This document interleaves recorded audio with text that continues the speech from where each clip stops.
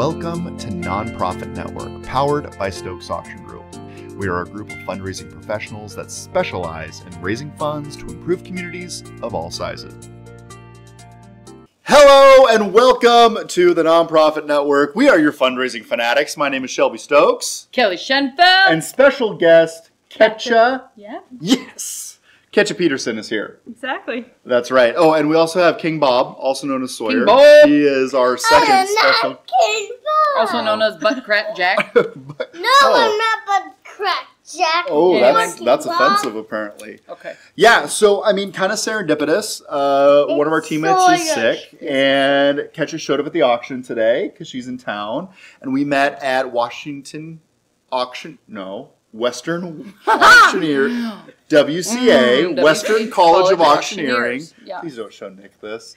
Whom I love dearly, but we met 2 years ago. Yeah. And you went through the basic training, or the opening class, and you learned a lot. A lot. That's 4 right. days of a lot. Exactly. 4 days of a lot. 4 days of a lot of back end in regards to auctions in and outs, and then a lot of bid calling, right? Yeah. So we're not going to make you do tongue twisters today. Great. Okay, good.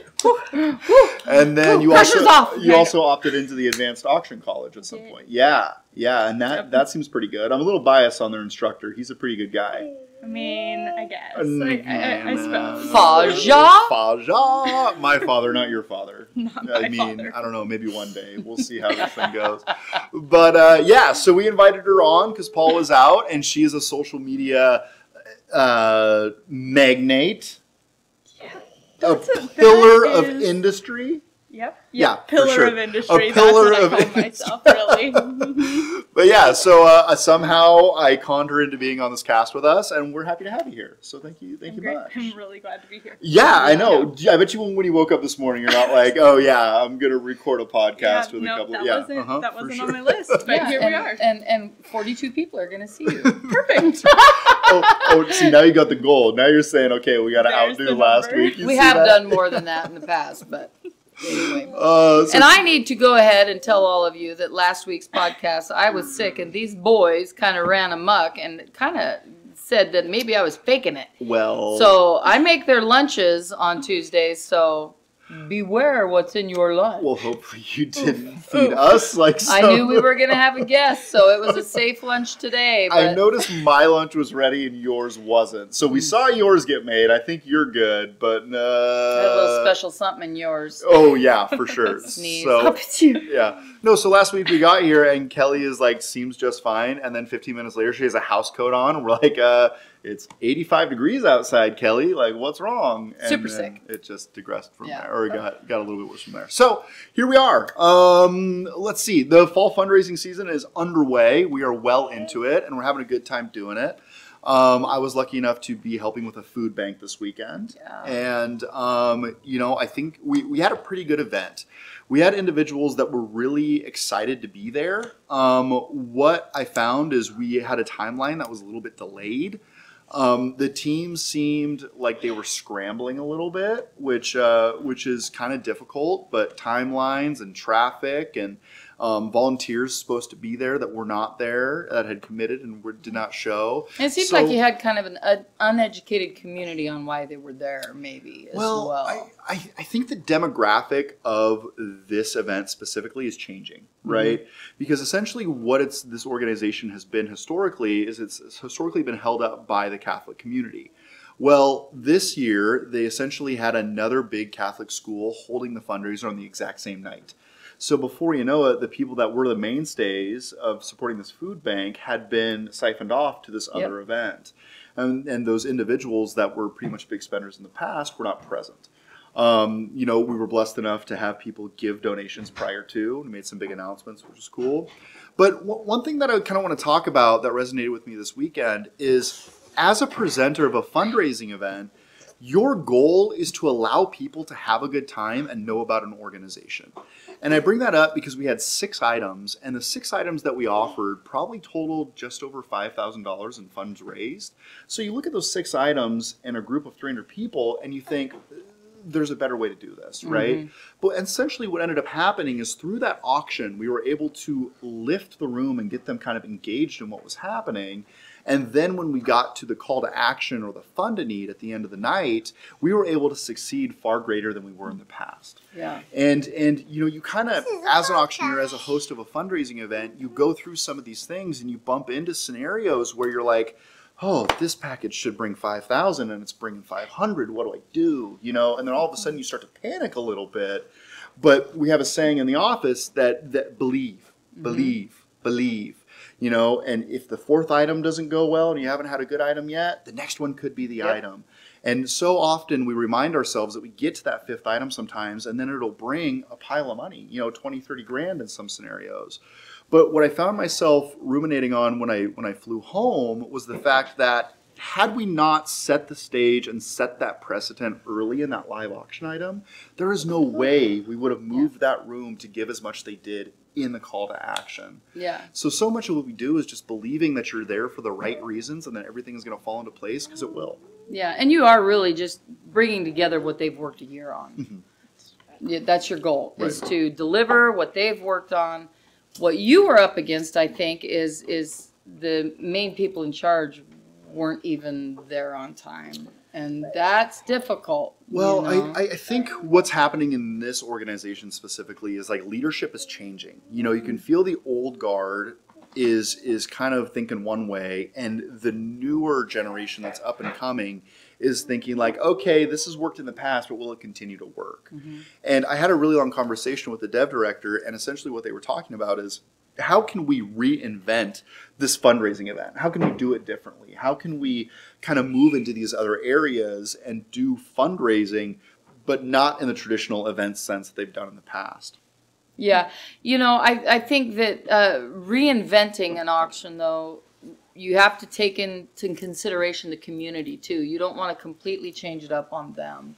And the old guard, unless there's a rift, the new guard should be pumping those brains of the old guard and saying, why did you do this? Why did this work? Does this work? You know, don't completely change your entire event.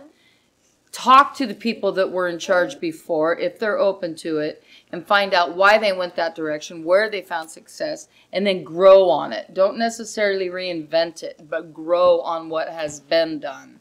Yeah. I think there's more success that way. I agree. You know, I follow a guy named Gary Vee. He's you probably heard of him, but essentially he always goes back to and not or, and not or. And I think that is the right way to approach something like this. Like, just because the old thing isn't working to the same extent that it doesn't mean you should throw the entire event out. Right. It means you should supplement it with like something new, and if you want to do those new ideas, then push in that direction, dedicate time to it. But I wouldn't say like, okay, fold it up, this isn't going to happen anymore, because if you do that, it's hard to go back to. Does that make and don't sense? necessarily protect your idea. Your goal is to raise money, so your idea should be one of many. And to protect your idea is not necessarily the way to raise funds. Add your idea to other people's ideas. That's the better way to do it. But you do social media and stuff. That's your deal. It is. So, yep, that's my day-to-day. So how could an organization build up prior to their event? Like, get the steam going for the event, you know? And the excitement and all of that. Yeah, I think when it comes to social media, the biggest thing is staying consistent and then telling a story, which is kind of what you were talking about with how at the food bank event you were building on their cause and explaining that to the audience, who, even though wasn't giving for those big items, started with that fund and need, and then were able to participate in something that maybe they didn't feel like they could participate in. Yeah, I agree completely. And so much of it is the story. You know, I remember our timeline was back. We were late on our timeline at that event. And I had this guy that was like, hey, I'll be your MC. So I'm like, okay, come up and bring an MC. And he started with bringing somebody up that is well known as a volunteer in the community that is actually serving food on a day-to-day. And me, as like the event guy, is like, oh, we don't have time for this. What are you thinking? And then as soon as she hit the stage, it's like, oh, this is why we're here. Right? So that speaks to exactly what you're saying, is that it became authentic and we were sharing the story of the food bank, which then translated into a pretty fun event. Yeah. How do they do that prior to? Do they start a story? Do they to get people to really want to be a part of this event? Yeah, I think it goes back to, I mean, all of these causes, I think it goes back to the people who are passionate about it and care about it, whether that's your team or the volunteers or the people you're helping. And everybody has a story to tell. And so you can get little pieces and snippets, and maybe it's a photo of, you know, what the cause is and what people are trying to bring to the table, or even just talking to a volunteer and saying, why do you spend your time doing this? And then as you piece that story together, it's not just about the fact that you're going to be at a fundraiser, but it's why you're going to be there, and reinforcing that. So when you're like painting that narrative for somebody, do you like say, okay, in the next 3 months we're going to tell this story? Do you just kind of do it on the day-to-day, whatever's striking the organization? Like, how do you approach something like that? I think that when you start to look at something from like the 3-month out perspective, it gets overwhelming for organizations. And so I think it's appropriate and okay and works to tell it a piece at a time. Gotcha. So if you have 3 months, it's great to be able to, you know, plan that out, but doing something is always better than doing nothing, and taking the time to tell that story is really worth it. Interesting. So in terms of like the pipeline of content that you're putting out on socials, like how far are you planning content out? Is it like, okay, I got stuff planned for a week and then leave some room if something like miraculous happens, or what does that look like? Yeah, usually for the accounts that I manage, I'm planning about a month out. And, you know, have about 3 posts a week that I have pretty solidified that tells the story. And then that leaves room to fill in with those other pieces and make sure that it's relevant and timely and all of that good stuff. Gotcha. So will you strategize with an organization on what platform they want to focus on and build it specifically for platform, or is it just like one size fits all and throw caution to the wind? Definitely not one size fits all. Yeah, Good. I think What totally depends on the organization and all of that and which platform is best. But I mean, Facebook is a really big one for people. There's a large audience out there, and you can reach a lot of people with Facebook. So that's normally where we start, and then we can kind of tailor that content a little bit for different platforms. But it's just tweaking it. You have the first piece, and whether that's a blog or a Facebook post or whatever it's going to be, and then you can take those pieces back out and repurpose them on different channels. Yeah. So you're building it. You build it to the event almost, right? So you start slow and then build and build, and then tomorrow's the event, and then boom. Then do you suggest that they show about their event day after? Yeah, any excitement that you can bring, but even building it up.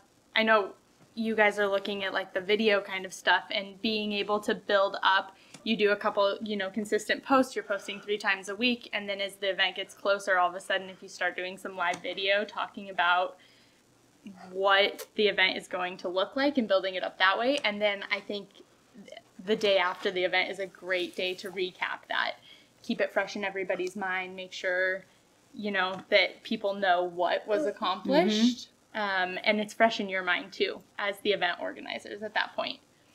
So to kind of like take it back to, you know, people that we partner with, right? If I'm somebody that wants to do a fundraiser at, you know, my kid's school, where do I start? Do I start like polling parents and figuring out where they spend their time on social media? Do you just kind of like run with a campaign and see how it evolves? Like, what's the best tack to take in getting started? That's a good question. And how do you get people to go there? Right.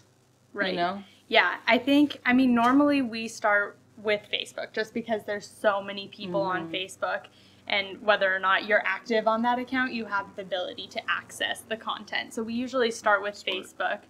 And then as you're pushing out that content, I think it really comes down to using your network, whatever that may be, your volunteers, your team, and pushing it out that way and making sure they're involved and engaged with that content, and then sharing that with the network.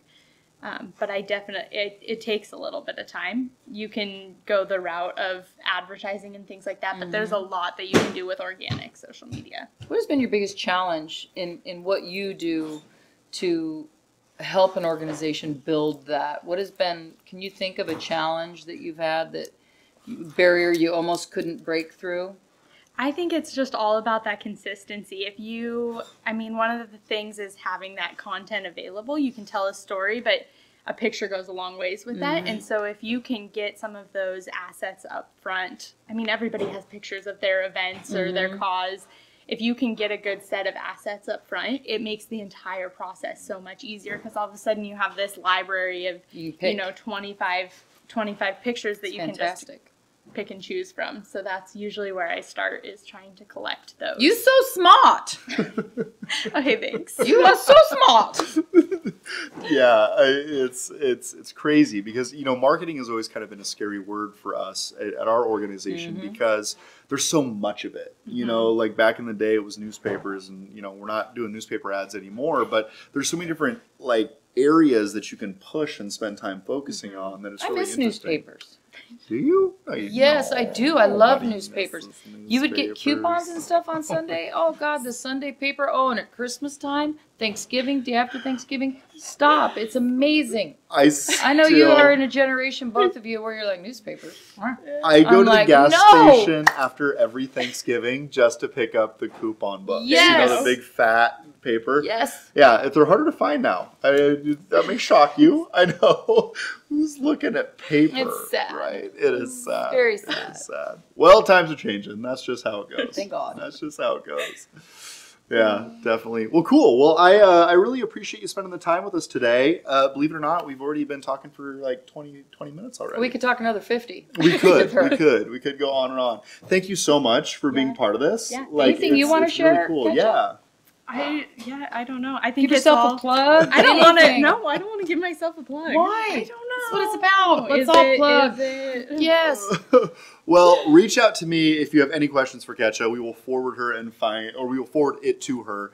And we'll stay in touch for sure. Yeah. Kelly, what do you think? I think it was great having you here. Thank you. Thanks for having me. Yeah, you really filled our cup today, so thank you. You did. It was awesome. So cool. So cool. It's been fun. You nailed it. You nailed it. You nailed it. There it is. And that is going to bring this episode to a close. Thank you so much for joining us this week and every week. We are the Fundraising Fanatics. Yes, we are excited about fundraising, and the fall is upon us. Woo, doggies. Finally. Take a deep breath. Finally, it's going to be a beautiful season. But it doesn't feel like summer's quite over yet. So enjoy the last couple of weeks of sunshine we get here in the Pacific Northwest. Yeah, and thanks again, honey. Yeah. Really appreciate you Thanks being for here. having me. We'll see you guys next time.